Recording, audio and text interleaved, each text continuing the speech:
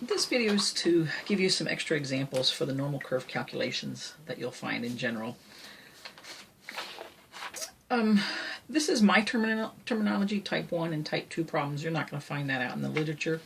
But basically, most of the problems really do fall into two categories when you're talking about the normal curve for a distribution of population values when you're first learning about the normal curve. So the recognition is if you're given two values, and again, values are numbers that have units associated with them, and you're asked for percent, what you do is you draw a quick picture to see what you're doing, convert each value into a z-score, and then enter the z-scores into normal CDF. For what I call the type 2 problem, you're given a percent, and you're asked for a value, and so you draw a quick picture, enter the percent as a decimal into inv norm, and then use the z-score formula to solve for the value. So let's go through a few of these. Now this problem here, acidity is measured using a pH scale from 0 to 14, where 0 is most acidic and 14 is most basic or alkaline. So some of this is just introductory information. Distilled water has a neutral pH of 7, and of course the way we get acid rain is vehicles and industrial plants release sulfur and nitrogen oxides that react with the water, and so you form acid rain, and acid rain is defined as a pH below 5. Now here comes the actual part of the portion of the problem that you need. Suppose the rainfall pH of rainy days in one region varies according to a normal distribution, and that's very important to know, with a mean of 4.5, that's mu, and standard deviation of 0.5, that's sigma.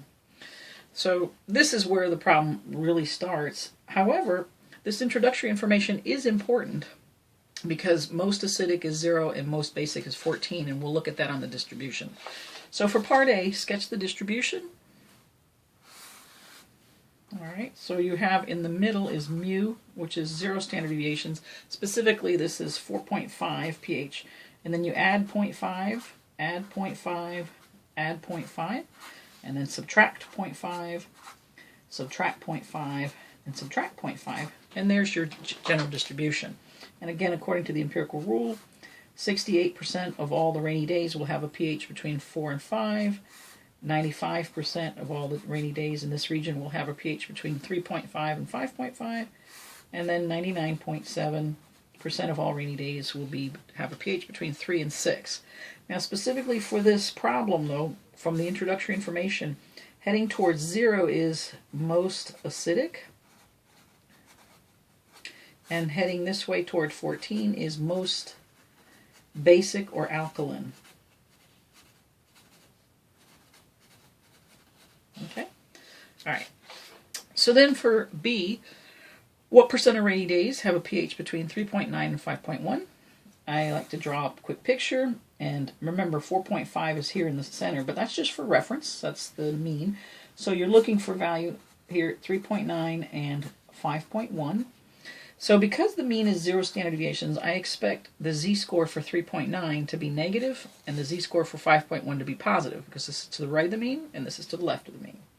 So here we want to convert these values, and I know they're values because they're pHs. They're something that were measured in reality. And I go ahead and find the z-scores, so that's value minus mean over standard deviation. So z equals 3.9 minus 4.5 over 0.5, and here you'll get a z-score of negative 1.2 standard deviations, and that's the distance that this value is from the mean.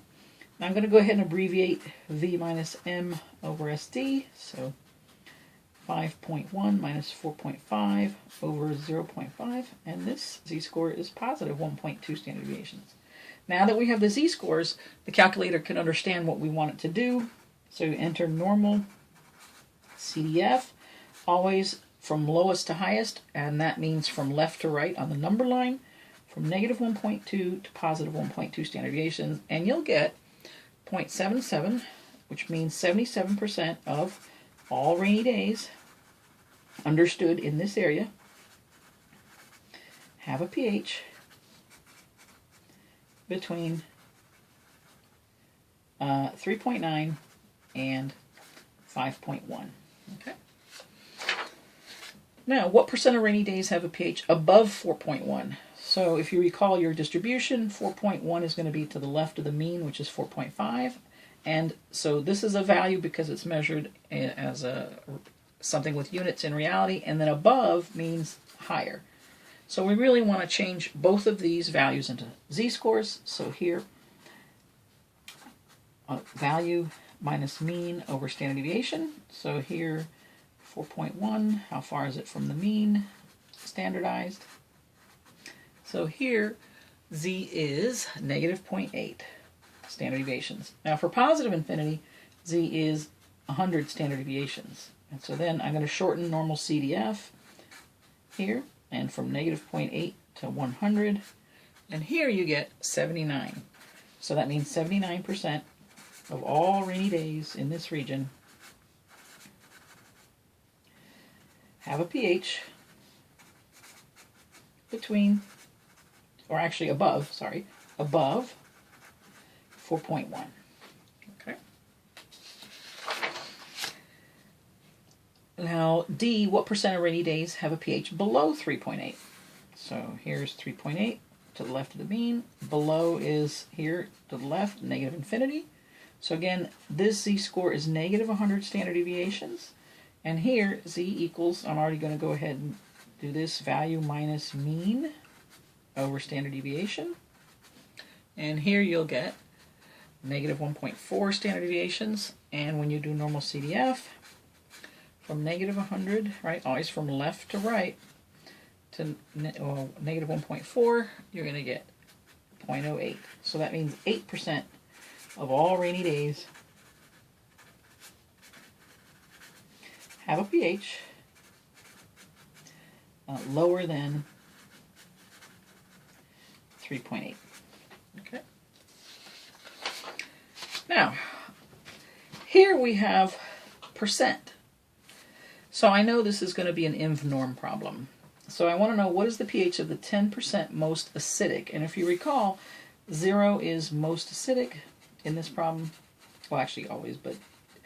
And then 14 is most basic or alkaline. So when we do our quick shading, if it's the most acidic, I'm looking for 10% here. Now with inv norm, we're going to be using inv norm. Inv norm is going to give me the z-score, and which tells me how far from the mean being 0 standard deviations, how far from the mean do I have to be so that I have 10% area to my left. And inv norm always assumes areas to the left of the score. So since I already have area to the left, I can just put inv norm of 0.1, and I'll go ahead and get that z-score. Now that z-score is negative 1.28 standard deviations. Now that I know where this is, I need to go ahead and use my z-score formula and let it translate, let it help me find what the actual value is in human terms that I can understand. So I'm looking for what value, what its distance from the mean standardized is going to be a distance of 1.28 standard deviations to the left of the mean. And so here you're going to just solve the algebraic using algebra. And then plus 4.5 is the value. And when you do this, you're going to get 3.86 or less. Okay, so a pH of 3.86 or less is going to encompass the 10% most acidic rainy days.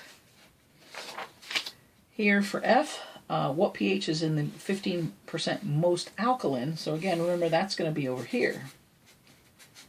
So now we're looking for the top 15%. And this inv norm only assumes that you're dealing with area to the left, and since this is area to the right, we have to realize that since the area under the entire curve is 100%, this position is the same as the area to the left would be 85%. 100 minus 15% would give me 85%. So this is the area to the left of this value that I'm looking for. So I'm going to put in inv norm 0.85. And here, I'm going to get 1.04 standard deviations when you put it in your calculator. So now I'm going to use the formula, z-score formula. I think I have a gnat that wants to learn about statistics also. So 1.04, how far is that value from the mean standardized? And when you do your algebra, you multiply 1.04 times 4.5, and then bring this over, add the 4.5 to get your value. And that'll give you 5.02, a pH of 5.02 or higher. Okay. What is the pH of the middle 60% rainy days? So here it's understood that from the mean you're going 30% this way and then 30% this way, so that you indeed have the middle 60% here. Now, this is an inv norm problem because you're being given percent, but you just have to think about it a little and say, okay, inv norm is always going to, I always have to use inv norm where I tell the calculator what's the area to the left of the position I want. So the area to the left of this position, what is that? Well, you've got to keep in mind, let me kind of come over here to the side, that half the curve is 50%. It doesn't matter which half, but half the curve is 50%.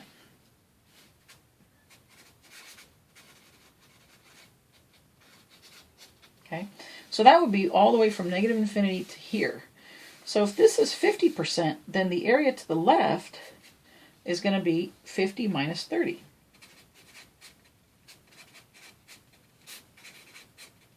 So in essence, what I need to do to find this area from here to here is inv norm of 20%. So if I do inv norm of 0.20, I'm going to get negative 0.84 standard deviations. And then when I do my z equals value minus mean over standard deviation, I'm going to get negative 0.84 equals value minus 4.5 over 0.5. And that value you're going to get is 4.08. Okay. Now we're going to do this one. We also want to say, what is the area to the left of this position? Well, we can see it's this, which we already know is 20%, plus another 30, plus another 30. So 20 plus 30 plus 30 is going to be 80%. So I want to do inv norm of 80. And here I'm going to get positive 0.84 standard deviations. That's not a coincidence. Because of the symmetry, we have this is going to be the negative of the z-score, and this is going to be the positive of the same z-score. So let's go ahead and run it through our z-score formula. And you'll end up getting that the value is 4.92. Okay. So essentially, the middle 50%, middle 60% of rainy days have a pH between 4.08 and 4.92. And let me just make the extra comment here that if you looked at the normal curve and you said, well, this is 4.5, the mean, and we found this value 4.08, well, the distance in pH values is going a negative 0.42, basically to the left of 4.5. So if by symmetry, I would expect to be able to add 0.42, and indeed we get 4.92. So the symmetry holds. And finally, what is the pH of the upper quartile? Again, upper quartile is a percent. You're being asked for this. So you're going to be using inv norm. So here, because I want area to the left, the area to the left is 75%. So I want to use inv norm of 75%. And that'll give me a z-score of 0.67 standard deviations. And now I go ahead and enter this into my z-score formula. And then all I have to do is solve for it. And when I do, I'll get 4.84. All right, and just in case, I'll go ahead and solve this sort of the long way so you could see. I've actually got some space to do that. So if I have 0.67 equals value minus 4.5 over 0.5, I'm going to multiply both sides by 0.5, right? So I'll cancel out this. So that leaves me with 0.5 times 0.67 equals value minus 4.5. And here I want to add 4.5 to both sides. That cancels this out. And so essentially what I've been doing is this. And that's your value. So that's the algebraic manipulations to get that and solve it. Thank you so much.